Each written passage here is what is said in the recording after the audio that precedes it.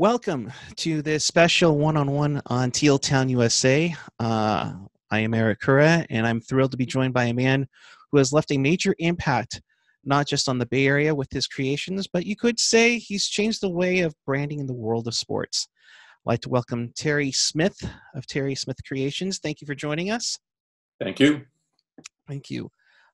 Terry is synonymous for, well, as you can see, the logos behind me. He created the first primary logo for the San Jose Sharks. He also expanded when they asked for a redesign in 2007, not the least of which also have done a lot of the minor league logos for the team, the Cleveland Barons of sorts, the San Jose Barracuda, among others. So we'll get to those but a little bit, but I guess we'll drive right into it.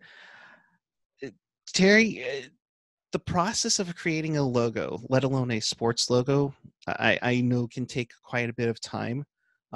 In the case of the original Sharks logo, how long was the process? First off, how did they find you? How long was it from going from like the original pencil sketches to the actual unveiling? Yeah, it is always a long process, and it's always a little tedious and a little nerve-wracking. You're always trying to create something that you hope everybody will like, but as you know, anybody doing artwork or design work, you're never going to please everybody. So, I was pleased that it was as well received as it was. But the process itself, when the Sharks were first being formed, there was a group that was kind of assigned to kind of check out the Bay Area and kind of, get the process started. So before the team even had a name, I think it was just called like Bay Area Hockey something. I can't even remember now. It's been so long ago. But I happened to be giving a talk someplace, and I was showing my artwork. And one of the people sitting in the audience asked me, hey, have you ever done any logos? And I said, yeah, a few here and there. And they said, well, we'd like to talk to you. And that's kind of how it got started. So it was interesting, but that's how I originally kind of got, they found me and we started talking about it, and one thing led to another, and, there we ended up. But the process probably took about, I was going to say it was at least, maybe a 6 to 8 month process probably. Wow. And just going through, and I think I remember seeing on like the inaugural season video how it just transformed from like a full shark leaping through a circle to what we've seen today as the triangular, the original logo, and how it was in like a circle form. I think I remember seeing a elongated triangle that had waves underneath the shark. Were you the one that thought of, hey, teal doesn't look bad on this? Interesting question. Again, colors are always important. So we've probably over the years, because it's been now, what is this? You guys know better than I do now. I know we did 25 a little while ago. We're getting to 30 now. Yeah, we're getting close. Making me feel old. But you and me both. But we've probably done literally hundreds of shark designs over the almost 30-year period now. And so in the beginning, it was really trying to figure out, what do we do? So even when it came to the name, there were a number of names that came up, and so we were involved in that process. And then, coming down to figuring out, okay, where do we go with this? And I always tell people that a shark was an interesting logo to do, because if you think about it, a shark is, I kind of call it a cigar with teeth. And so how do you give a cigar with teeth personality? Okay. So all the things that I like to do when we're designing stuff is I like to kind of give, especially if it's a sports logo, I don't like esoteric names, like the sun or the bell, or there's all these, names that you can't really, fans can't really attach an image to. And we had that challenge when we did the stealth, what is the stealth? But in the case of the sharks, everybody knows what a shark is. And so what do you do with that? And so when you think about it, what are the most identifying features? Well, it's teeth and the dorsal fin. And so the question became, okay, what do we do with that? And so one thing led to another, and I wanted to create a sense of movement.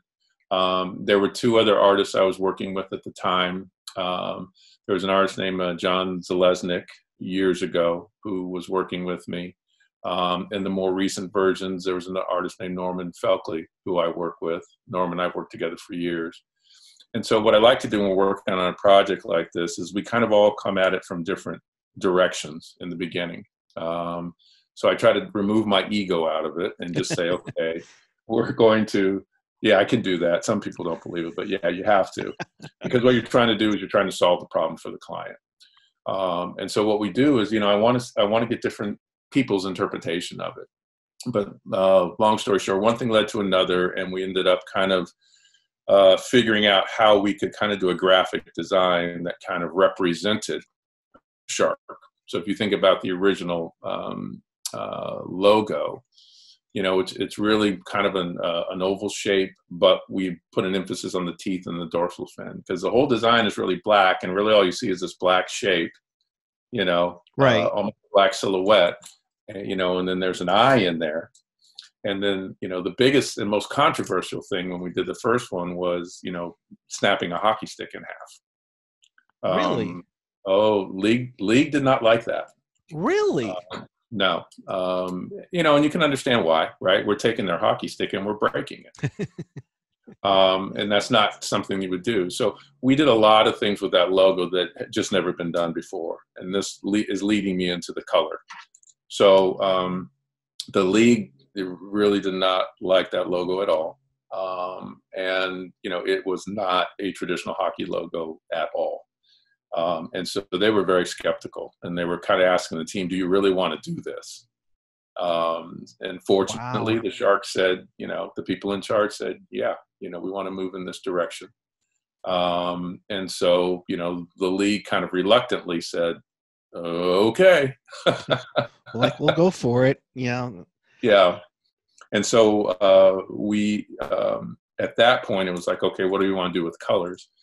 And, my initial colors that I wanted to go with were kind of a red and almost like a blood red and kind of to substitute for the teal. All the other colors were the same, the kind of the gray and the black and the white, but I wanted red in there. And the reason I was trying to push red in there is, again, when you think about it, blood in the water, right? Right. No, it totally makes sense. It made sense. But we started playing around with, and the reason we went in that direction was I was trying to do something that represented California. Because if you have to remember at that time, there were no, we had the LA Kings. Right. But what was the furthest team west at that time other than the LA Kings? Vancouver. Yeah. Now, what about the U.S.? Besides LA? Yeah. Oh, gosh. Well, let's see. Colorado wasn't even in there. Correct. What, maybe Minnesota, I think was. Yeah. Now I'm trying to think of in the U.S. Yeah, Minnesota. Yeah, basically there was nothing west of the Mississippi, right. Almost, right? So hockey is a northeastern, sport. Canada and the Northeast. So to put a team in California, and again, the original, Jack Kent Cooke, who used to own the Lakers, right. And again, he had some hockey connections and Canadian connections. So he put a team in LA, but there wasn't anything close. And so part of the way we were able to kind of talk to the league is say, hey, look, we need to do something different. We're a hockey team, but we're in California. And so for me, what was important is we needed to do things that would appeal to a new audience. We weren't going to have traditional hockey people here. And so to me, it needed to be, surf inspired, skateboard inspired. Right. That was going to be their fan base. And also you have to realize that most of the merchandise, especially for the NHL, is sold in the home market. And so to me, it was like we needed something that was going to sell in our market. And so again, the color, we ended up moving towards the teal. again, representing the ocean in California and those types of things. And we wanted something new and different. And at that time, it was new and different. To the point, none of the athletic manufacturers had teal. Really? And Even so with Charlotte in the NBA? well, exactly, because again, they really didn't use it. So when you went back and looked, the teal, if you look at Charlotte and those kind of things, a lot of it might have been stitching and all that stuff. So you go back, and especially when it came to the manufacturers that were making all the hockey gear, none of them had teal. So it was a color that forced the manufacturers at that time. I think it was CCM was doing all the uniforms way back in the day. And so they actually had to do a special dye lock, and they weren't happy about that. So, we managed to ruffle a lot of feathers, but at the same time, what you'll notice is it changed the way that the league did business. At that time, when we created that logo, there was no NHL properties, which meant that all of the teams, for those of you who are listening who don't know what that means, is all the leagues now have a properties division, and they do all the licensing. So NBA properties, NHL properties, and NFL properties, which means that all of the owners split the profits from everything that's sold. Gotcha. Well, when we first started, there was no NHL properties. So that meant all the money that was being made, the Sharks got to keep. They didn't have to split with any of the owners. And we were the number 2 selling logo in all of sports behind the Chicago Bulls. And so the Sharks logo, basically all of a sudden, we end up with NHL properties about a year later, because we changed how the NHL thought about licensing and merchandising and all that kind of stuff. So, it had a huge impact. That's insane. I was actually watching, because of course there's no hockey on right now. I was watching a game from, I think it was like 1995, and they threw up a graphic that said, before the Sharks came into the league, the 90-91 season was like 350 million, and then the fall, the year the Sharks did come in 91-92, it already went up to 600 million. And then by the third year, when the Sharks made their playoffs the first time, it was at 1.1 billion. Yeah. It's just the impact that had in that logo and the uniforms, it literally changed how the NHL did its merchandising business. Yeah. The person who's heading licensing and I, have since become good friends, but, and that's why I know a lot of the information, because he was telling me, Terry, we thought you guys were crazy. We literally thought they were crazy, that this wasn't going to work. But what ended up happening was the logo ended up having an impact worldwide, and which was interesting. And again, when you're designing these things, you can't predict it. I couldn't sit here and tell you that this was going to happen. But what ended up happening is, before the team ever even played, they were selling merchandise in Europe. They were selling, because hockey's big in Europe and especially Eastern Europe. Right. And the logo also then had to appeal to, people who were rollerblading, and, because we really didn't have, ice hockey per se here, out in California and West. But for some reason it caught on, and, it put the Sharks on the map, and they hadn't even played yet. And that was the amazing part, is, they were hitting, because the team wasn't very good, but the team hadn't played a hockey game yet when the stuff just started selling. Right. And so that was pretty amazing. It was unreal. I don't think when I got my jersey for Christmas that year, I don't think I took it off for like 2 weeks. So credit to where credit's for sure on that one. Now in 2007, the Sharks had unveiled an updated shark. It's kind of a rarity that at least to me, correct me if I'm wrong, but it's a rarity that they would go back to the same, or in this sense, designer or design group per se, to say, hey, let's update it. Or other than, like, I'll use an example, like for the Coyotes, going from that the Kachina or Picasso logo to something a little more traditional. What were you thinking in 2007 to kind of update the look and then add more logos into the branding? Well, a couple of things that had happened in that time period. The Gunn family, which had originally owned the Sharks when we did the first stuff, subsequently the Sharks have been sold. There was a new ownership group. And I worked particularly closely with Malcolm Bordelon, who was VP there, and Mary Keene, who was in charge of all their merchandising and so forth. And Mary, right from get-go. So even when we did the first one, you know, I was working with Mary. And the Sharks had opened up a store, I think it was in Valco. Yep. And it was just doing crazy business. And subsequently, we had done some other things. And by the way, just a quick note, that Barron's logo that you have behind you. Yep. Believe it or not, that was the logo that was winning all of the initial focus groups that they were doing. Really? Obviously, without the top hat and the exactly, without the monocle and the top hat. But it was interesting because at that time, you know, the Penguins, if you remember the logo they had way back then, was more of a kind of a cartoony logo. Yeah, it's like a skating of sorts. Mm-hmm, kind of a skating cartoon. And the Sharks really didn't want to go in that direction. They wanted something. And so even though that was what was winning most of the marketing research, they said, let's go in this other direction. But to kind of get back to your question, the Sharks wanted to update for a number of reasons. One, they wanted to bring a little more color to it. So if you remember, that original logo was really just black and white. Right. I think we had one teal stripe running around it. And I had always wanted to do some things to that logo. It was unique and it was different, but I wanted it to be beefier. I wanted it to be heavier. I wanted it to be more aggressive, and I wanted you to see it. And so one of the first things I wanted to do was we need to get a little more color in here. And so what we started doing was playing around with ways to kind of introduce color.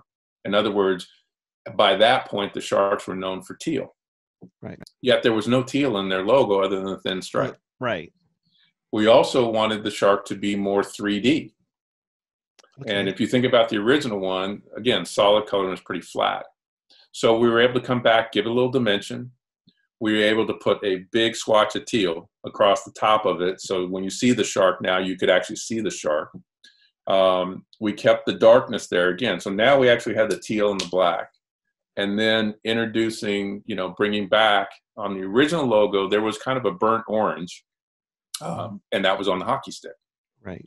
And so what I wanted to do was let's bring that into the eye, make him look a little more evil, make him look a little more dangerous, make him stand out, and give it more personality.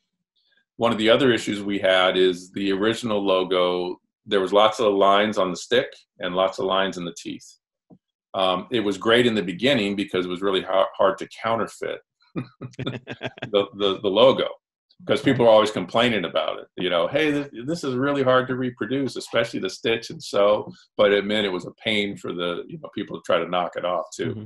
But we came back that second time when we cleaned a lot of that. We simplified the teeth, we simplified the stick, we made things more visible and those types of things. And then we, again, just kind of cleaned it up and modernized it. And I actually like the second one better. But to my original point where you're never going to please everybody, obviously the first one. And, why would you mess with something that so many people already liked? So that was the first question I had to answer. And when we were working on it, the group I was working with, with the team said, hey, we'd really like to see the whole shark, and so, that's what we want to be our logo. Like that one. Yeah. Okay. And at the time I said, and I was pushing against that. In other words, my experience had been, and I changed logos before in sports, and sports fans, right, fanatics, if they really care about their teams and their look, they don't like change. No. And so I said, okay, I will give you a full shark, but don't use it yet. Let's reproduce kind of and just clean up what they're used to. And I said, let's keep the triangle. Let's keep it simple. By having the shark move through the triangle, we were creating a sense of motion.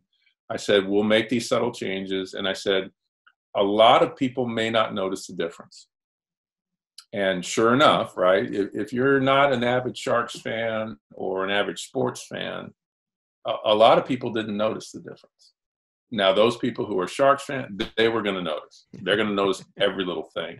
So, whenever you do things like this, when people can find you, you'll get hate mail, you'll get all kinds of stuff because you've messed with their logo. And there's certain logos in sports you don't mess with. You're never going to change the New York Yankees, right? And believe it or not, the Boston Celtics logo has been tweaked over the years. Yep. But usually you're not going to mess with these types of things. But we made those subtle changes, and by introducing the color. And again, although, there were people and grumblings on people didn't like it and those types of things. I don't do much on social media, so my feelings don't get hurt. But the Shark sales went up 80%. Wow. After it came out. And so what I've always done is my job is design stuff that sells.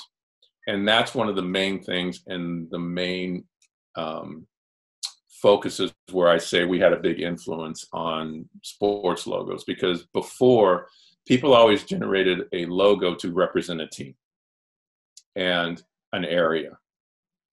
We designed to sell merchandise because the business of sports has changed, right? And so when I was working on that logo those years ago, and you mentioned it, how much the licensing has grown.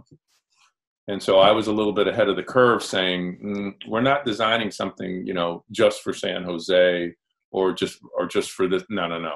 We're designing something that people want to wear. And that's what changed. Sports now is fashion, and you are making a statement. Whether and again, I would still venture to say I know in the beginning, most of the people who were wearing the Sharks logo before didn't know what the Sharks were, never heard of the team. If it didn't have a hockey stick in it, they wouldn't have known it was hockey. And so what we were able to do again is recognize that, sports logos and merchandising is a business. And we specialized in creating images that allowed you to move merchandise. And for hockey, moving merchandise and getting revenue is important because they didn't have, and still really don't have, those big television contracts, right? That NFL and baseball and NBA have. And so, generating revenue was how they can sign players. So if anything, in the early days, I was more happy because I knew we were going to get better players because we were making money. Now, if they didn't have to split it with the other guys, we've been real good. We actually would have had an advantage thanks to the logo. But the way it works now, they all split it. But yeah, the teal came about. That helped. Looking at a color that women would buy. Who does most of the shopping? Right, it's women. So I think in the beginning, we actually had a color that women wanted to wear and would buy. And it was manly enough that men would wear it as well. And then by creating a very kind of masculine, aggressive shark, you had something that appealed, to both sides. Were you surprised to see how many teams went teal after the Sharks? Like I could just go off the top of my head, the Ducks. I remember the Detroit Pistons, the Utah Jazz. It just seems like, okay, this is the in color. We need to jump on it. Yeah. Again, a quick story on that. When I told you in the beginning, I wanted to, have red instead of teal. So we played around with that. There was also kind of a lime green that we had played with as well. Ooh. That was very, very different. And one of the original names was Tiger Sharks. And so one of the original designs actually had a tiger pattern in lime green on a black shark. It was pretty crazy. I don't remember seeing that one. No. Like I said, I've got, one of these days, if you want, we can do this again, where we can do an entire show where I basically would say, okay, I'm gonna let you guys see all the stuff that nobody's ever seen. Oh, I'm down. I'll be. You tell me when and where. We'll do that. So you save that one for another. With you guys, if we have another pandemic and you need to go, I tell people, I said, if they're calling me, they must be running out of stuff to do. No. But anyway, one of the Sharks owners was a big fan of the Miami Dolphins. Okay. And so if you remember the Miami Dolphins, before they went to kind of a dark greenish color. In the Mhm. 70s, they were actually teal and orange and white. And so one of the owners at that time, had a strong affinity for the Miami Dolphins, and I think he was associating, again, a fish logo, Right. dolphins with sharks, and so there was something there. So that's what led us to start, kind of looking at teal as an option. Okay. Yeah, it's just I'm always been curious because like I said, I remember that first year video and seeing some of those concepts. I remember like a lime green and black jersey, and I'm like, okay, I could kind of see that. Uh, the red, the red definitely. And did you try to Oh, the get red, red? the red still looks really cool, by Yeah. the Did you try to way. get red, instead of orange when you did the update? No, at that point when we were doing the update, we had already established what the team colors were. And the Okay. team colors, again, they were black and white and teal. But one of the other team colors was that original burgundy, that burnt orange that was in the stick. Now, when we made that change, again, here's an example, whereas that orange should have been more of a burnt orange. But if you go back and look at the uniforms that were done during that time period, it's almost like this bright yellow orange. Yeah. And the reason it's bright yellow orange is that's what the manufacturer had. That's not the Jeez. color it was supposed to be. Right. And so you would still run into these types of issues. But, at that time, they wanted to try to, introduce, an additional color that they could get in for, producing their merchandise and those kind of things. And so we had never really played up the orange. So that same year we did an orange, but that was also the year when we did that. We had also done their first black jerseys. Oh, okay. And so, what they ended up with, there were 3 jerseys that year, but the black jerseys were, again, I was more excited about doing those because they had wanted to do something that just had a lot of color to it. And so these aren't my favorite jerseys, the ones that had the shoulder panels.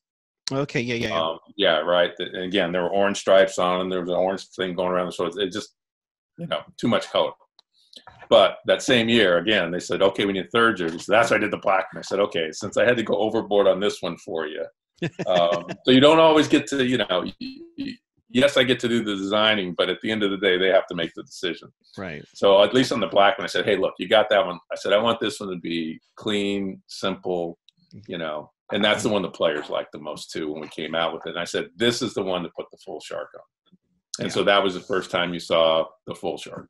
Wow. Okay. No, and I liked how you guys kept the shark with the triangle on the main jersey, and then go with the full shark here. Well, and just so you know, that shark, leaping shark, it's identical to the shark in the triangle. And all I did, I just removed the triangle and added the tail.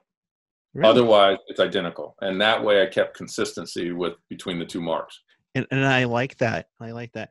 Now, one question I got to ask, because Sure. I've noticed this in particular into the new logo, the incorporating that SJ, was that intentional?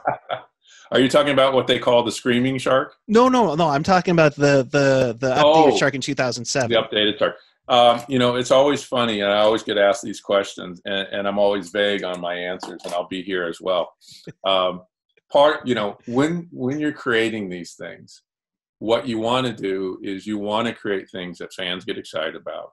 You want to create things that allow them to participate in the process. So what I'm going to tell you is I'm not going to answer that question because what happens is I want people to see what they want to see. Now, did I plan it? Maybe. Did I not plan it? And I get that on the screaming shark as well. Right. People see an SJ and was that planned? And I said, maybe not. I'll be fully honest. I didn't see it right away in the logo in 2007. Definitely Yeah. saw it with the screaming shark. How did that come about with the with those marks? Well, once again, the team changed ownerships again. All right. And so the new ownership group wanted to do something different. New people come in, they want to, put their mark on things and have their Of touch on it. course. So, again, they said, hey, we want to change the crest again. We want to do something new again. And again, whenever I do these types of things, it is going, hey, I don't know if you want to do that. Again, because you always risk, people are very invested, right, in their teams and their logos. And like I said, they're not people who like change. And so, I said, let me try some other things first. So, let me play around with the SJ, and I played around with a lot of different, logo types, and we tried a lot of different things. But what I suggested to them, I said, I'll do some new things, but let's test them first. Let's put them on hats or things like that and see how people react to them, because we have time. And before I knew it, it was on the shoulder of the uniform. So sometimes when you're working on these things, they kind of take on a life of their own, or, somebody will make a decision and they like it and there it goes. But when we first started doing that, again, there's a whole new series of logos and different things that we had done, to try to figure out, okay, how do we bring this shark to life? And the hardest part about the whole process was people have always seen the San Jose shark from one angle and in one particular look. Mm-hmm. And that's why I was saying, the shark in the triangle and that leaping shark, they're all the same. It's the same shark. But what happens when you start to turn and change the angle of that shark? All of a sudden, it doesn't look like the San Jose shark anymore. And so that was the biggest challenge. And so one of the things you'll notice, even with that screaming shark, is if you put the screaming shark next to, what as the crest, the regular crest, people go, is that the same shark? Maybe it looks a little thinner, or there's something different about it, the shape of the nose, all those types of things. And so for me, trying to stay consistent with the look and feel of the shark, to me was always very, very important. Right. And that little splash of teal on there with the orange eye, I mean, that still screams San Jose Sharks on it. And that's, to me, that's one of my, I like all of them. Obviously, I think I bought the Shark store, going forever and ever. But and I'm sure they thank you very much. Of course, of course. The screaming shark, though, I was like, wow, that. Well, the second we saw it, I was like, wow, that's so powerful. I have a feeling that's going to be a Crest someday. Yeah. One of the other interesting things, again, like I said, you'd always seen the shark from one angle, and you'd never seen the shark with its mouth open. And so the screaming shark came about because what I wanted to do is, with the mouth closed, it looks kind of sinister, mean, aggressive, but there's a sense of mystery to the shark. How dangerous is he really, right? Right. Now, if I could have put a big, Grinch grin on him, evil grin, that would have been perfect. But sharks don't do that. Right. So what could we do to make him feel even more aggressive? And that's where, okay, let's see if we can open his mouth and really show the teeth. Gotcha. And so that's what we were really trying to do, with the, with that particular shark, is see, okay, can we kind of take it up a notch by opening the mouth and making them feel even more dangerous? Yeah, no, I think it just adds another unique element to the branding of the team. It's just I don't know. It just adds that extra element that okay, here's this angle. Now you can go with this angle, and it works. It just works so well with it, and it works. You can have, like you did with the black armor jersey. You can have the full shark on there, but you could also have a screaming shark on there, and it'll still look like it's in the same uniform brand, which is quite astonishing. And speaking of that, you were also behind the San Jose Barracuda branding. How important is it to have that cohesion with the major league team and the minor squad? It's kind of unique where they are playing in the same arena, let alone city. Yeah, we started on that project for them, and then Barracuda Network took it over. So we had started it, and we're taking it in a particular direction, and then at a certain point, I handed stuff off to them, and then, they modified it and changed it to be what they wanted it to be. So, yes, we started it, but we didn't finish it. Really? Yeah. So there are some things that I probably would do differently. But like I said, when you are working on these things, every now and then you get, to completely control what you do. And that's where, again, I like it. I prefer it that way because we get really cool stuff. Mm-hmm. And there's still a lot of things I would like to do for the Sharks. There were a lot of things that we had been working on and playing with. And so hopefully, again, as teams change ownership and different people come in and all that kind of stuff, whether we do more or not, who knows? But I would love to. Especially when they're doing like their jersey nights and all that kind of stuff. We have so much stuff that we've done that people have never seen that's just super cool that I think the fans would really like. And, hopefully one day we'll get a chance to, to do those things and put them in people's hands. Yeah, that count me in. I'm like, okay, there's stuff we haven't seen, even better. Nice. Oh yeah, that's what I'm saying. If we ever do that other show, like I said, that's where we're planning. I'll send you a bunch of stuff in advance, and then we can do it. We'll probably have to check with them and see if they're okay with me showing it. But if they're okay with me, they'll be fine. They'll be. I'll let you talk to those guys. Yeah. Again, it's new guys coming through. They'll probably let us do it. It's a fun history. No, it's always a unique history. Just to go through, because that's the one thing that sticks out. I mean, you don't think of you could think of a random shark in a random moment, but they're wearing that jersey or they're wearing that logo. And you mentioned before our conversations, prior to today, you want to tell a story with your logos and illustrations. And that's something that you kind of uniquely have done. How does that alter the creative process into designing a logo? Well, again, you're thinking about it differently. And I said right from the get-go, I think a lot of times when most teams are doing logos, they're going to designers. I consider myself more of an illustrator than a designer. I started painting and drawing and doing characters and all that kind of stuff. And, again, the idea that your images have to tell a story. And so if you think about a logo and you just think about all the ones that you see out there, what you generally see is a logo that, like I said, it might be representing an area, a team, an object. But how often does the logo, when you look at it, tell a story?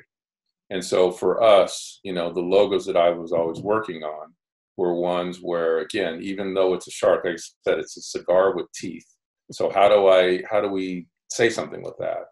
And so just by putting the shark in the triangle, but having it shoot through the triangle, having the nose jutting out of the triangle, having the stick being broken with pieces coming off of it, all of those types of things create movement, create a sense of story. So when somebody's looking at it, they are seeing something that in their mind is a representative of what that character and what their team is supposed to be. And so, in the illustrations that I do, I obviously can tell more of a story, as you've seen from some of the stuff that I've sent you earlier. But to me, it's important that we do that. And so when it comes to, like I said, even the screaming shark, doing something like that, even though we're only going to see the head, I want to say something with it. And so, again, trying to create something that when you look at it, it will create an emotional response in you as a viewer. And I can't say that for a lot of the sports logos I see. The stuff that you see, sometimes it's just kind of there. It's like, okay, and hopefully, again, you're seeing teams change a little bit more and more. But if you think about the old logos from the 60s, and we can, and we can name them, or you think even some of the logos, again, as you start thinking about all different logos on the teams and stuff, how many of them are just kind of there? Where even if it's an animal, but the animal's not doing anything. It's sitting there on the jersey, but it's not. It's kind of there. I get the silhouette and I understand what it is. But if you think about it, there's some good names. So if you think about like the Bruins, right? And you think what they've had for years is just kind of a bear head, right? But come on, it's a bear. Right. Right. It should be snarling. It should be aggressive. It should be, when you look at that bear, it should be intimidating and, all that kind of stuff. But you can do that with anything. Right. And I think that trying to give your logos personality, and that gives the fans something to rally around. Gotcha. Well, kind of leading into my couple final questions here. Do you have a favorite NHL crest from a design standpoint that isn't the Sharks? Yeah. And is there a team that you would just want to be like, hi, I'm Terry Smith. Let me help you out. Again, the artist in me, every logo that I see, there's some that you catch your eye and go, hey, those are really cool. And there's others that you go, oh, let me at it. Right. And for most of them, I could always pitch them basically and say, you know what?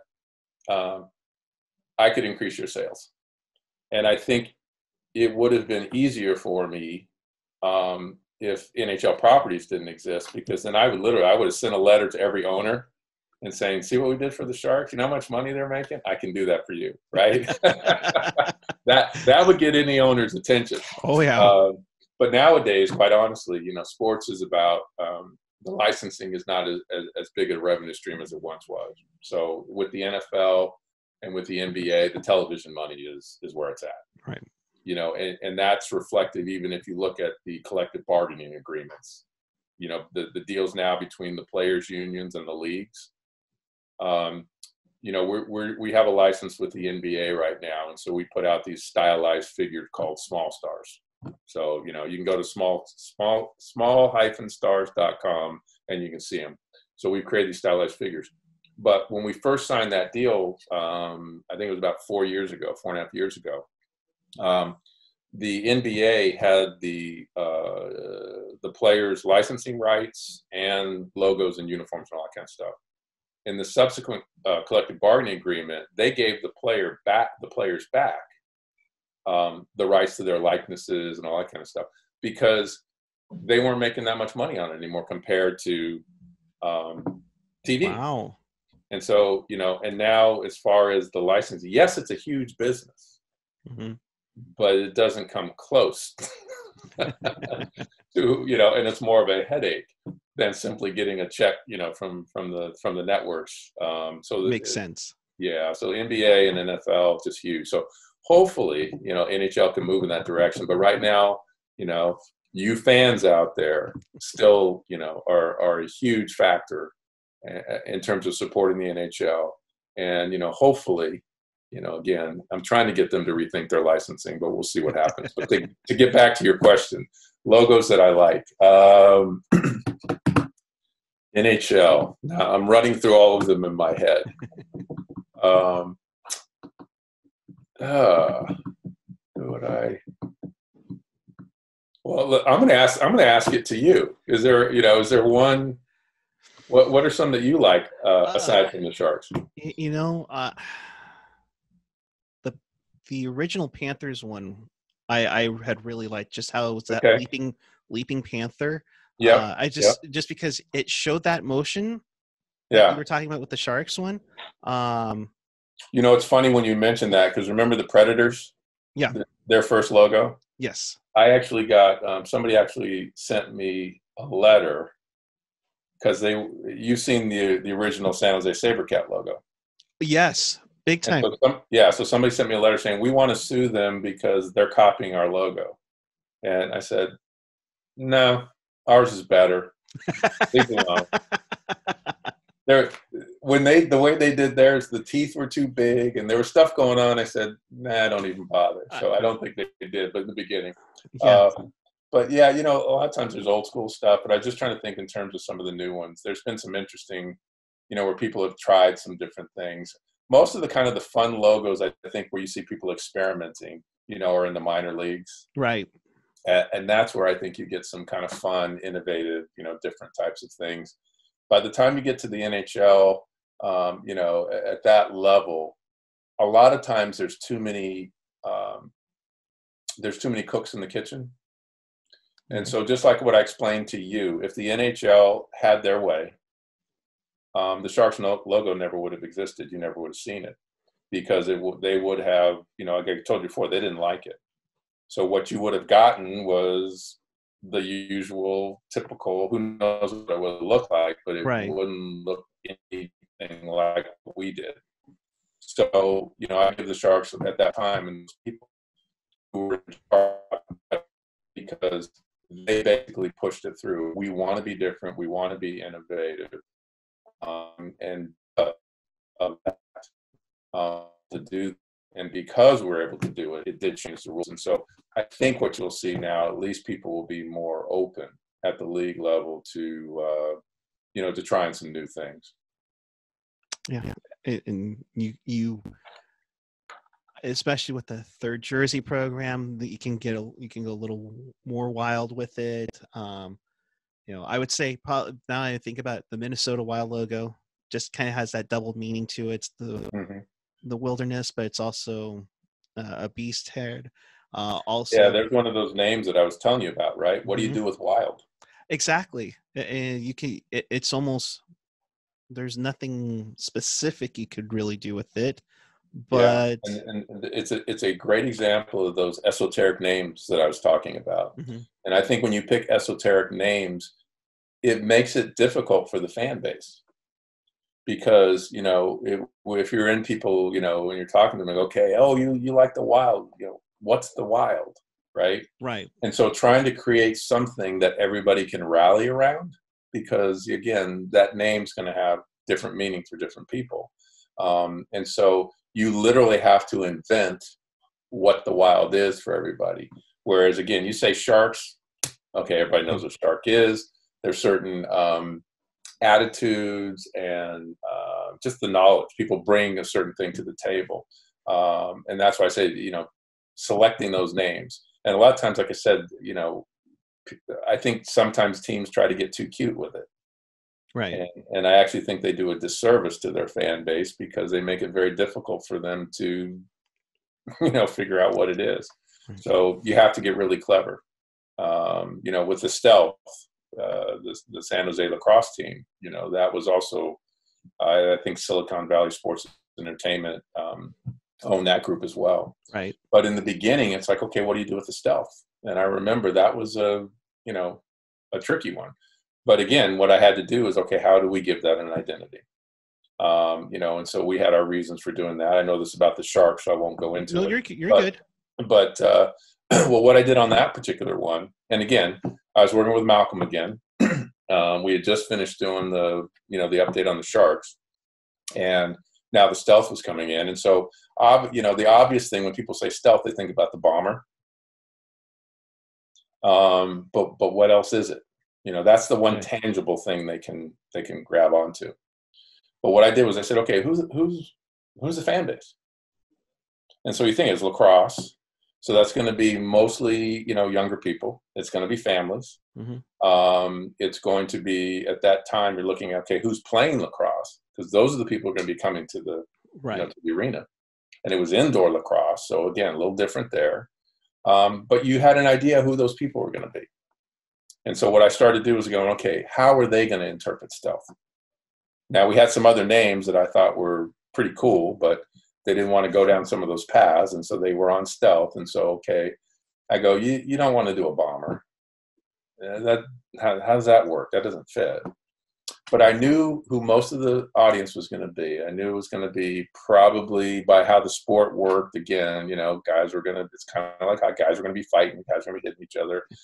Probably, a lot of young, male type folks coming in, and yet a little more family. But I started looking at it from a merchandising standpoint, what's popular, what people can do. So I knew that you probably grew up with the old G.I. Joe cartoons and stuff, right? G.I. Joe, Transformers. Yeah.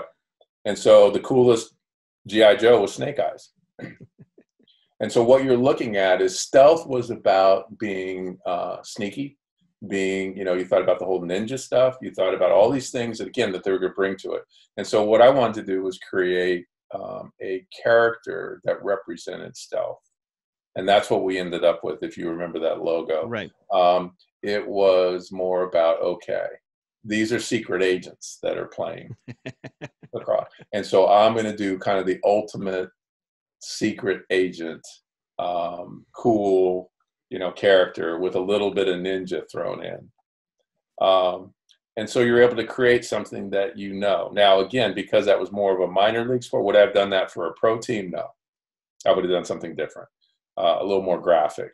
But for that particular group, something a little more illustrative, and that's what you tend to see in the minor leagues. Right. They're more illustrations per se than they are logos, because people get attached to those characters and things. So, it depends on what you're doing and at what level. And that's part of the reason why the logo behind you with regard to the Barons. At that time, again, the team wanted to move away from that. And so, again, I understood that. And so we're okay. Ended up working well for the minor league, and I think they ended up using it for one of their teams in China or something. Yeah. China Sharks use it. And so it works well for those purposes. But, I'm glad we went in the direction that we did. Gotcha. So if I remember correctly, the Sharks, the Barracuda, the Worcester Sharks, Yeah. you kind of did the update with that. The Barons, junior Sharks, the China Sharks. So there's just been a number of them, their 25th anniversary stuff. And, there's been a variety of things over the years. And then the Bay Area, the SaberCats, the Stealth, the old women's soccer league, the Stingray, or excuse me, the Cyber Rays, the San Jose Lasers from the old ABL. So one of the things that, we started to become synonymous with when any new organization came into town,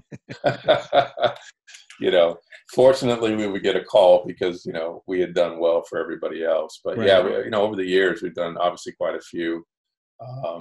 In fact, I think Santa Clara has upgraded their logo, but we did an old bucking bronco, not a bucking bronco, but a bronco head for them years ago that did very well for them as well. They've since moved on. The Earthquakes have a new logo from the one that we had done. They right. moved on. So again, I think it's fun to be a part of Bay Area sports history, and without anybody knowing who you are, which I kind of like the anonymity. So if I'm driving down the freeway, I'll see my artwork on cars, whether it's bumper stickers and windshields. And for a while there, we had the Lasers, the SaberCats, the Sharks, the Earthquakes, all that. So every time I open the sports page or anything, I'm a sports junkie in all sports. So I got a kick out of just, you see your work everywhere, and you see people walking around with shirts and hats, and they don't know who you are, and it's fun. And I enjoy it because people, they like the work, they like the stuff, they like to support their teams, and it's just incredibly fun being a part of that. An incredible part of being part of history in the Bay Area, let alone with the Sharks franchise. So Terry Smith, I appreciate you. Like I said off the air, that Sharks logo originally was an inspiration for me to getting into graphic design. I've done some stuff for San Jose State hockey and here and there, but definitely an inspiration. So I thank you for doing this, and I thank you for your contributions for the Sharks. Well, I appreciate that. I'm looking at that All-Star logo behind you there. We did that too. Yeah. That was really...